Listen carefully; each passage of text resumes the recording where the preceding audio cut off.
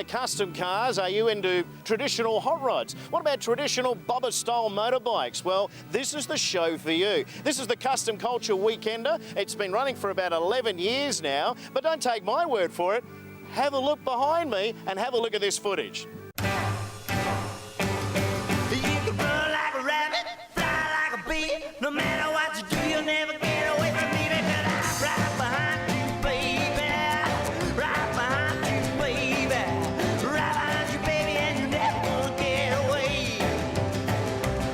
But you can't make up your face, try it high. No matter what you do, turn around and I'll be there. Because I'm right behind you, baby. Well, welcome back to the Custom Culture Weekender, and I've been having fun inside with the ticket carving, and I'm standing next to Damon and Raymond. How are you guys? Yeah, good, thanks. How are you today? Mate, this show is unbelievable, and I just freaked out. 11 years you guys have been doing this for. Yeah, we're getting pretty well versed at it now, so it's pretty good. Yeah. So what do you like about the show? I like its uniqueness, I think, Brenton. You know, we look for a style of vehicle and not the people so much, but a style of vehicle that's pertinent to old style and pre-67 particularly. I'll tell you what, if you just closed your eyes and then opened them again and pretend you're in the 50s, that's what it looks like here. It's unbelievable, isn't it? The cars are fantastic, the people are fantastic, the whole show is great, and 11 years running, that's got to be pretty good. Yeah, starting to wear us down, so yeah, we'll still be going for number 12 though. So you got bands as well tonight, so we had bands last night, and we've got some bands on tonight. Who's playing tonight? Our headline act is Los Straitjackets from San Diego in the United States. We tried a formula last year with Big Sandy and the Fly Right Boys in pursuit of seeing if an international act we could afford would work, and it did. And we're backing that up with another band, a surf band, and so yeah. It should be a really good show. And can you remember your first show?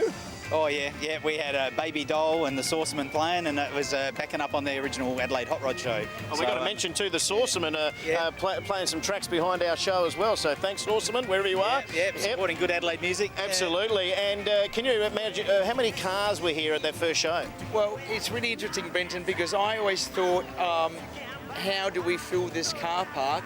And now, respectfully, you know, with the Palmer Hotel Group that have supported us for so many years, I wonder how we can make a car park any bigger. Led by selecting the vehicles where possible, at least we can get a boutique, eclectic group of vehicles to suit, you know, a genre. Don't like the term, but, you know, a style, you know, as you can see. Oh, look, it's a great day. We've got great music, great food, great drinks, and we've got artists inside, lowbrow art as well. Yep, yeah, we got it all right through, the pinstripers and a bit of live tattooing, so people bring some stuff along like their eskies and old helmets and things like that, get them pinstriped up and get a tattoo while you're waiting, so yeah, it's pretty interesting, sort of, it's interactive. Oh, mate, I've been to the show a few times now, and it just seems to be getting bigger and bigger, as we say. How many cars do you reckon you got here today? Well, we haven't quantified, and we really do. We do charge $5 entry, but it's so much of a community event, Brenton, based on the fact there's an open car park, and the $5 per entry really covers our DJ Barry today and Slingshot Dragster. You know, people ask me how much for my wife and kids. Come in and enjoy. You know? Sorry, how much for your wife and kids, or how much for your wife and kids? How much for their children? Yeah, exactly. To come and enjoy the atmosphere that we're attempting and we're providing. No, well, hats off to you guys. I mean, it's a fantastic show. And you got some club support as well from the Road Knights? Yeah. My club Road Knights has been involved for a while and raising the Monarch. So two of us sort of complement each other pretty well. And we got a fair bit of interest in the motor cars and the girls and the beer. So it's sort of all good friends. So well, I hope a few shows down the track we actually get to interview the Monarchs and the Road Knights. I reckon they're a great club, great supporter of all these shows as well. Guys, thank you very much for joining us on the show. And thanks for putting on the Custom Culture Weekender. Lovely. Thank you. Thank you. Thanks for your support.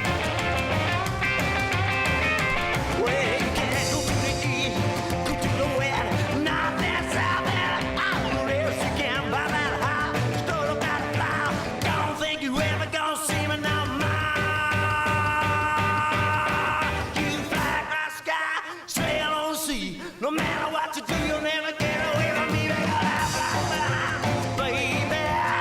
Right behind you, baby. Right behind you, baby.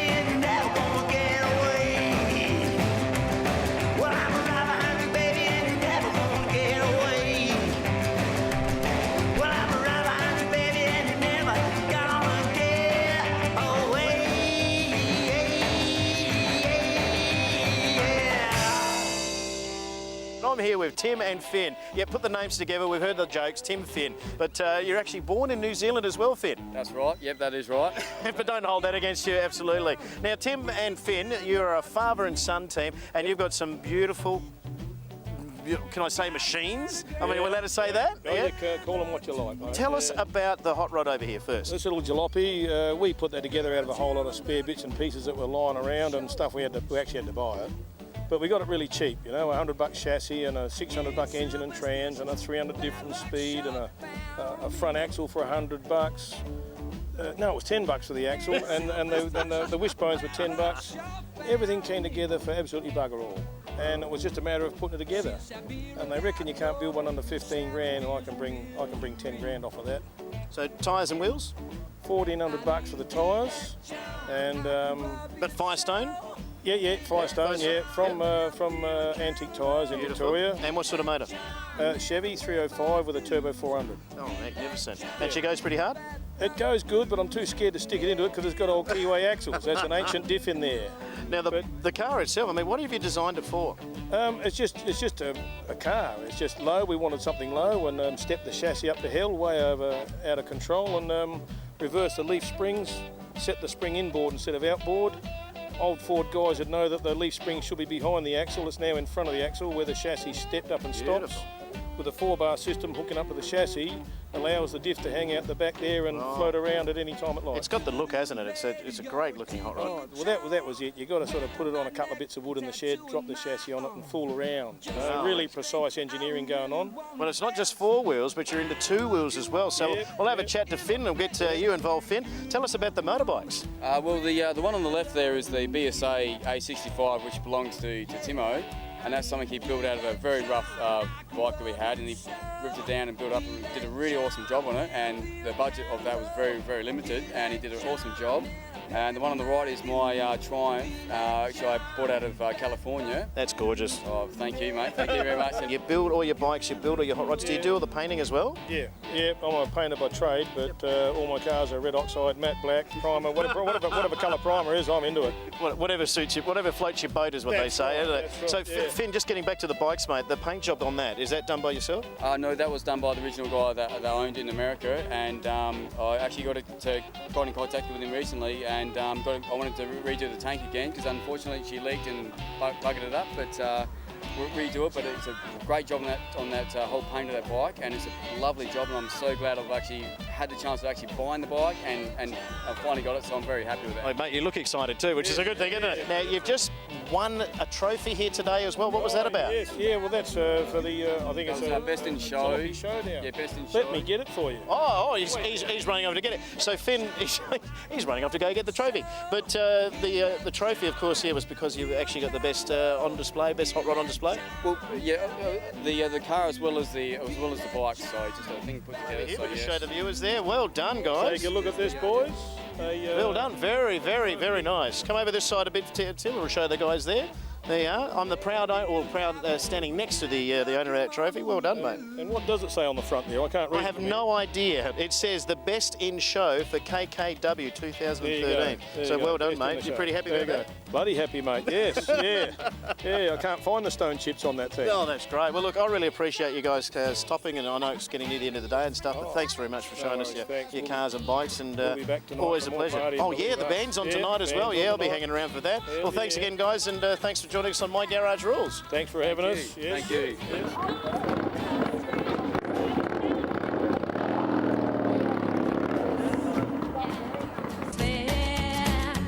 Give me one reason, oh, instead. Don't walk away, leave us apart when you can't finish what you start. Tell me now this mystery, why you set me one reason, give me one reason, Just one reason. give me one good reason for you set me free.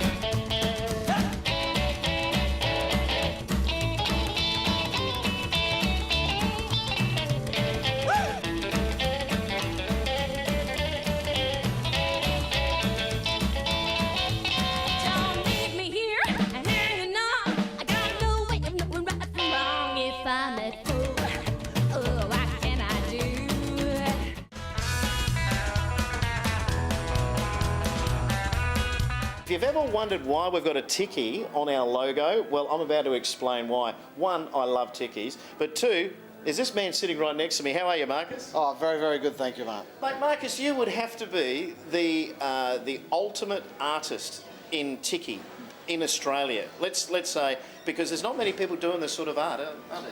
No, it's something that was missing probably about 18 years ago. I wanted to do something that was different. People were pinstriping, people were painting. I was an artist. I did start out painting first and thought, you know, I want to do something different. I saw my first carving and thought, wow, geez, I've got to have one in my own yard. And it just started from there. I was on acreage, I started carving, and what happened was that I just kept at it, and before I knew it, I was travelling. Tell us about tiki and about yourself. I was born in New Guinea, Port Moresby, where I spent most of my young youth. Now, does that mean because you're born there that you're just born into tiki carving? I would like to think that, but I don't think it just happens that it was a great connection that I had with, you know, being born on an island and then leaving there about the age of 5, coming to Australia and living in the beautiful sunny Queensland, and that's pretty much where I've been ever since, you know. Now, what actually got you started into doing tikis? I mean, why tikis for a start? Because most people were doing a lot of art, you know, doing pinstriping and painting, and I thought, look, geez, I'd love to do something that was totally different. So I saw my first tiki, big 12-foot tiki, and said, wow, geez, I've got to do that, you know. So that's pretty much where it started, and then the big thing is that I've just kept at it, you know, and just taught myself and kept learning. Now, I can say this as well, that you're an international artist now, so you travel all over the world to do this, or mainly just in Hawaii and US? Pretty much all over the world. Japan is one of my favourite places to visit. I've been a guest artist there twice now with Moon Eyes. They have a big show there, and they have the pinstripers and artists, and they've had me over as being the tiki carver. Now, the actual idea of tiki, now, do you know the meaning of tiki? Yeah, I know all the meaning. You know, the tiki stands for man, and a lot of the carvings that I do, I've got to understand a lot of the meanings when it comes to New Guinea pieces. You know, you've got to know people have, you know, what they would like on a carving when it comes to tattoos. It can be their family tree that they want carved into the New Zealand pieces, and so that it keeps on through the family. So you've got to do research on certain pieces, but 90% of the time people just want to have a Hawaiian tiki, so I'll give them a Hawaiian tiki. And with the Hawaiian tikis, with like any carving, it's the art form that I'm carving, not the religious part of it.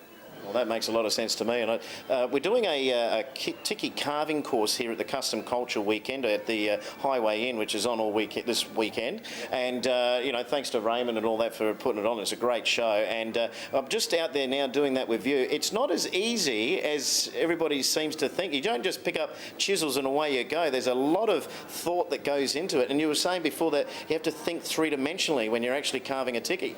Yes, and I think that's one of the main parts is that if you might sketch something out on a piece of wood and not realise that those lines are moving because you're doing depth in 3D. Everything's rolling, everything's moving, and trying to teach people is probably, it's a hard thing to do as well, because everybody's got a different talent, everybody's different at what they do.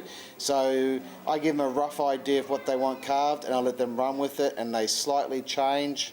And that's a great thing, because it's everybody's own style happening, you know, and I've got to run with what they're doing as they're carving, you know. But no, it's not the easiest thing to do. I make it look easy, but I've been doing it for a long time, you know, and I was right where these guys were, you know, 18 years ago. So that's why I connect with all of my students.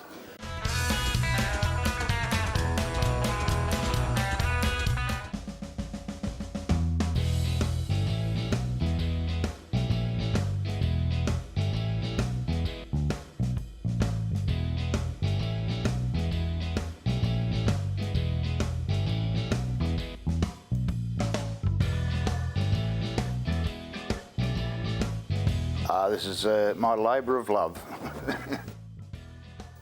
It started off, it was going to be just a basic shed.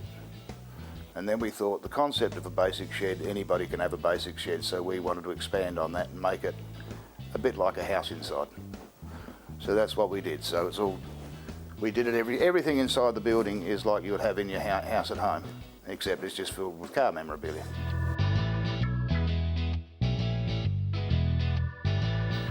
20 to 25 years I've been collecting cars, the model cars. All started with my son when he went into his apprenticeship, to be perfectly, because my son's a panel beater. And he loves restoring old cars, and it got me going, and I started collecting models, and later down the track we started collecting big cars. But this shed's mainly devoted to